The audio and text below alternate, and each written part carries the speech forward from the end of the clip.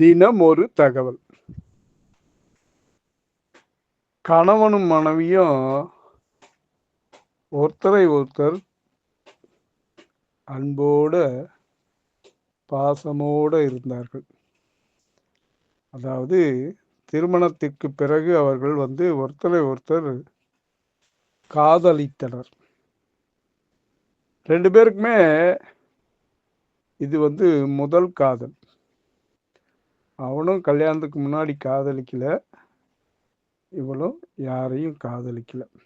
அதனால இது முதல் காதல்ன்றதால அவங்களோட காதல் ரொம்ப தூய்மையானதாக இருந்தது. நகரத்து வாழ்க்கையை பத்தி எல்லாத்தையும் தன்னுடைய மனைவி கிட்ட கணவன் சொல்வான்.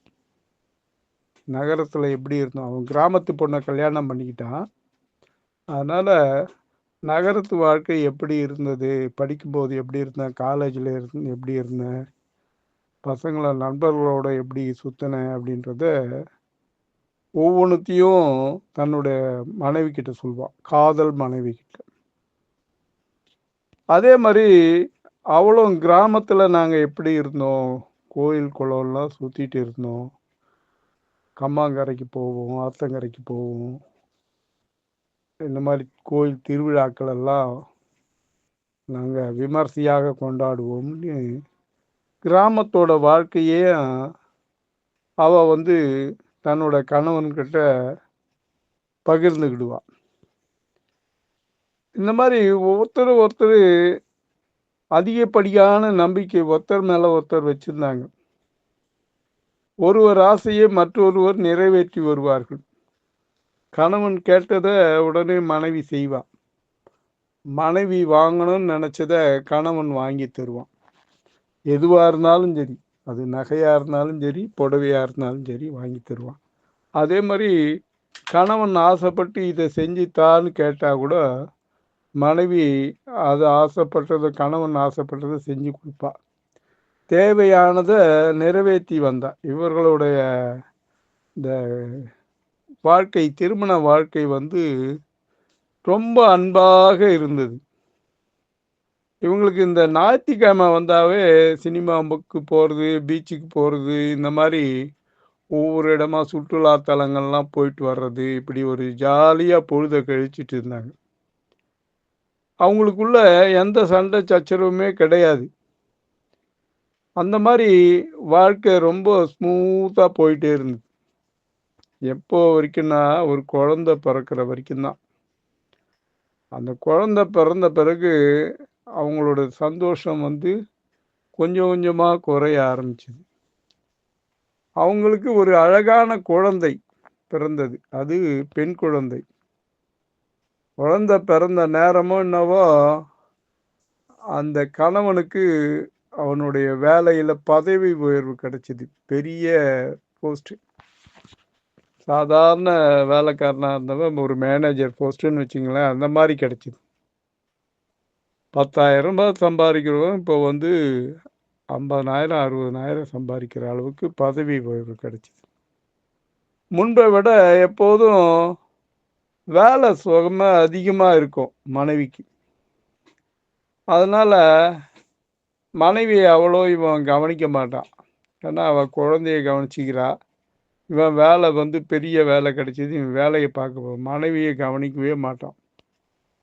கொஞ்சம் கொஞ்சமாக தன்னுடைய மனைவியை விட்டு பிரிய ஆரம்பித்தான். அதாவது வேலை நிமித்தமாக விட்டுட்டு போல, வேலை நிமித்தமாக வெளியூர் அது இது போக ஆரம்பித்தான். அவங்களுடைய அந்த அந்யோன்யமான அன்பு, காதல், இந்த ஞாயிற்றுக்கிழமைன்னா கோயிலுக்கு, சினிமாவுக்கு, பீச்சுக்கு போகிறதெல்லாம் கொஞ்சம் கொஞ்சமாக குறைஞ்சது.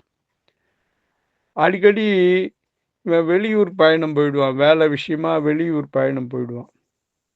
இந்த பிரிவு அவளோட மனைவிக்கு ஒரு பெரிய இழப்பாக இருக்குது. என்னடா அது, குழந்தை பிறந்ததும் இப்படியே மாறிட்டாரு, வேலை நிமித்தமாக போகிறேன்னு சொல்லிட்டு நம்மக்கிட்ட அன்பாக பேசுறது கூட விட்டுட்டு வேலை வேலை வேலைன்னு இருக்காருன்ட்டு அவள் என்ன பண்ணா, அடிக்கடி இப்போ தன்னோட கணவனை பார்த்து கோவப்பட ஆரம்பித்தான். ஒரு நாள் அவர்களுடைய வாய் சண்டை கலகலப்பாக இருந்த வாழ்க்கையில் அந்த வாய் சண்டை கொஞ்சம் முற்றிட்டு அடிதடி அளவுக்கு ஆயிப்போச்சு. கணவன் என்ன பண்ணா, இவ என்ன இப்படி சண்டை போடுறாளே, நல்லா இருந்தவ சண்டை போடுறாளேன்னு சொல்லிட்டு கோச்சிட்டு வெளிய போயிட்டான். கோவத்துல அவன் மனைவி ஒரு சிறிய பேப்பர்ல, ஒரு சின்ன பேப்பர்ல எழுதுனான். "நீங்க முன்ன மாரி இல்ல. நீங்க மாறிட்டீங்க. என்கிட்ட சரியாவே பேசுறதில்ல. நீங்க பேசி பல மாசங்கள் ஆகிவிட்டது. நான் வீட்ட விட்டு எங்கனா போறேன். தயவு செஞ்சு என்ன தேடாதீங்க." அப்படின்னு எழுதி ஒரு லெட்டர் எழுதி தன்னோட பெட்டுக்கு மேல அத வச்சுட்டு, கணவனோட கண்ல படுறா மாரி அந்த கட்டிலுக்கு மேல வச்சுட்டு, இவன் என்ன பண்ணா, கட்டிலுக்கு கீழ போய் ஒளிஞ்சுக்கிட்டான்.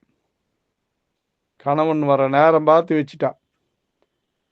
இந்த கணவன் என்ன பண்ணா, கோவம் தணிந்து வெளிய போயிருந்தவன் கோவம் தணிந்து தன்னுடைய மனைவி பெயர சொல்லியே உள்ள வந்தான். "ஏடி எங்கடி இருக்க?" அப்படின்னு சொல்லிட்டு உள்ள வந்து பார்த்தா, எங்கேயுமே ஆள காணோம். என்னடா இது மனைவி சொன்ன மாரி கோச்சிட்டு எங்கனா வெளிய போயிட்டாளா? அப்படின்னு பார்த்தா, உள்ள பெட்ரூம் போய் பார்த்தான். அந்த பெட்ரூம்ல கட்டில்ல ஒரு லெட்டர் இருந்தது. அத பார்த்தான். பார்த்துட்டு அது பின்னாடி அந்த வெள்ள பேப்பருக்கு பின்னாடி ஏதோ ஒண்ணு எழுதுனான். எழுதிட்டு அ அந்த பேப்பர திருப்பியும் அந்த பெட் மேலயே வச்சுட்டு, தன்னோட ஃபோன எடுத்து அவனோட ஃப்ரெண்டுக்கு பேசுனான். "மச்சான், இன்னைக்கு தான்டா நான் ரொம்ப சந்தோஷமா இருக்கேன்டா. பிசாசு போயிட்டாடா. அவ அவ எங்க போனான்னு தெரியல. போனா போட்டும் போடா, போயிட்டாடா." அப்படின்னு பேசிட்டே வெளிய நடக்கிறான். கணவன் இந்த மாரி பேசுறத பார்த்த உடனே வாயடிச்சு போயிட்டான். என்னடா இது நம்ம கணவன் இந்த மாரி யார்கிட்டயோ ஃப்ரெண்டு கிட்ட பேசுறானே, அதுவும் என்ன ஒரு பிசாசுன்னு சொல்றானே, அவ போயிட்டாடான்னு சொல்றானே, என்ன இது ஒருவேள வேற எதனா பொண்ணு வச்சிருக்காளா? அப்படின்னு ஒரு சந்தேகம் வந்துடுச்சு அவளுக்கு. வாய பொத்திட்டு விக்கி விக்கி அழுவுறா. மனைவி என்பவள் உயிருன்னு சொன்னவனாச்சே, கடைசியில பார்த்தா இப்படி சொல்லிட்டு போறானே, அட பாவி! என்ன இவ்வளவு நாளா ஏமாத்திட்டானே! எவளையோ வச்சிருக்கான் போல. அதான் இவ்வளோ கூலா அவன் ஃப்ரெண்டு கிட்ட பேசிட்டு போறான் அப்படின்னு புலம்பி அழுது எழுந்தா. கட்டில்ல தன்னுடைய கணவன் எழுதிய கடிதத்தை எடுத்து படிக்கிறா. கணவன் என்னதான் எழுதி வச்சிருக்கான், நம்ம எழுதின லெட்டரை படிச்சுட்டான். ஆனா பின்னாடி என்னவோ எழுதியிருக்கானே அப்படின்னு படிக்கிறா. படிச்ச உடனே அதில் எழுதியிருக்கு, "அடியே லூசு பொண்டாட்டி, கட்டிலுக்கும் கீழே உன் கால் தெரியுதுடி. நீ ஒளிஞ்சிருக்கேன்னு நான் பார்த்துட்டேன். ஆ அன்னைக்கு தான் நான் தான் சொன்னேனே, அன்னைக்கே நான் சொன்னேன்ல, என்னோட உயிர் உன்னிடம் இருக்குன்னு சொல்லியிருக்கேன் இல்லையா? என் உயிர் நீ. உன்னை போய் நான் நீ மறப்பேனா? நீ என்னை விட்டு போயிட்டேன்னா நான் இருக்க மாட்டேன்டி, இறந்துடுவேன்டி." அப்படின்னு எழுதி வச்சிருக்கான். இதை படித்த உடனே அந்த மனைவியோட கண்கள்ல நீர் பொங்கி அழுது கொண்டே வெளியே ஓடினேன். எங்கும் போகலங்க, நான் வீட்டில் தாங்க இருக்கேன். கட்டிலுக்கு கீழே ஒளிஞ்சிருந்தேங்க. எங்கெங்க நீங்கள் இருக்கீங்க, வாங்க ஏங்க அப்படின்னு பேசிக்கொண்டே கணவனை தேடுறான். பொதுவாக ஆண்கள் எப்பவுமே மனைவி கிட்ட பாசமாக தான் இருப்பாங்க. அதை வெளியே காட்டிக்க மாட்டாங்க. வெளியே காட்டிக்கிட்டா யாருன்னா எதனா சொல்லுவாங்களே. கல்யாணமான புதுசில் ரொம்ப ஜாலியாக இருப்பாங்க. போக போக போக பாசம் உள்ளுக்குள்ளே தான் வச்சுருப்பாங்க. ஏன்னா குழந்தை பிறந்துடுது இல்லையா? அதை வெளியே காட்டினோம்னா அது யாருன்னா எதனா சொல்லுவாங்கன்ட்டு வெளியே காட்ட மாட்டாங்க. அதனால தான் ஆண்கள் என்ன பண்ணுவாங்க தெரியுமா? எங்கன்னா ஒரு கடன் வாங்கும்போது தன் பேரில் கடன் வாங்குவாங்க. ஆனால் ஒரு சொத்தோ வீடோ வாங்குறாங்கன்னு வச்சுக்கோங்க, தன்னுடைய மனைவி பேரில் வாங்குவாங்க. என்ன காரணம்னா, எவனா ஒருத்தன் வந்து சண்டை போட்டான்னு வச்சுக்க, கடன் கேட்ட குடுத்தவன் வந்து சண்டை போட்டான்னா, என்ன சண்டை போடட்டும். தெரியுதா? என் பேர்ல தானே நான் வாங்கினேன். கடன் கேட்டவன் குடுத்தவன் என்ன வந்து சண்டை போடட்டும். ஆனா, சொத்து என்றால் தன்னுடைய மனைவி மட்டுமே அதுக்கு சொந்தம் அப்படின்னு அவன் சொல்றான். அதாவது கணவனோட சொத்து மனைவி. அதனால மனைவி பேர்ல சொத்து வாங்குவாங்க. தன் பேர்ல கடன் வாங்குவாங்க. இப்படிதான் ஒரு கணவன் மனைவி வீட்ல பேசிட்டு இருக்காங்க.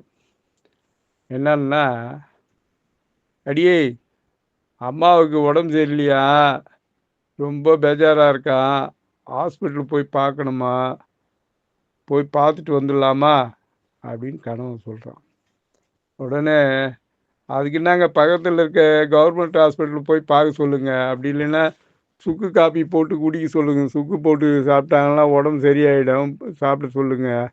அது ஃபோன் பண்ணி சொல்லுங்க. அதுக்கு என்னங்க உங்க அம்மாவுக்கு ஒன்றும் ஆகுது." "அடியே லூசு, எங்க அம்மாவுக்கு இல்லடி, உங்க அம்மாவுக்கு சொன்னேன்." அப்படி. "ஏங்க இது ஒழுங்கா சொன்னா என்னங்க? சரியான லூசா இருக்கீங்க நீங்க.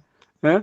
வாங்க உடனே ஆஃபீஸுக்கு லீவ் போட்டு வாங்க, போயிட்டு வந்துடுவோம். ஒரு எட்டு போய் அம்மாவை பார்த்துட்டு ஹாஸ்பிட்டலு நல்ல ஹாஸ்பிட்டலாக போய் பார்த்து ட்ரீட்மெண்ட் எடுத்துகிட்டு வருவோம் வாங்க." அப்படின்னாலாம் மனைவி. இது எப்படி இருக்கு? நாளை தினம் ஒரு தகவலில் சந்திப்போமா? அன்புடன் எம் தணிகானந்தம், சேந்தமங்கலம். வணக்கம்.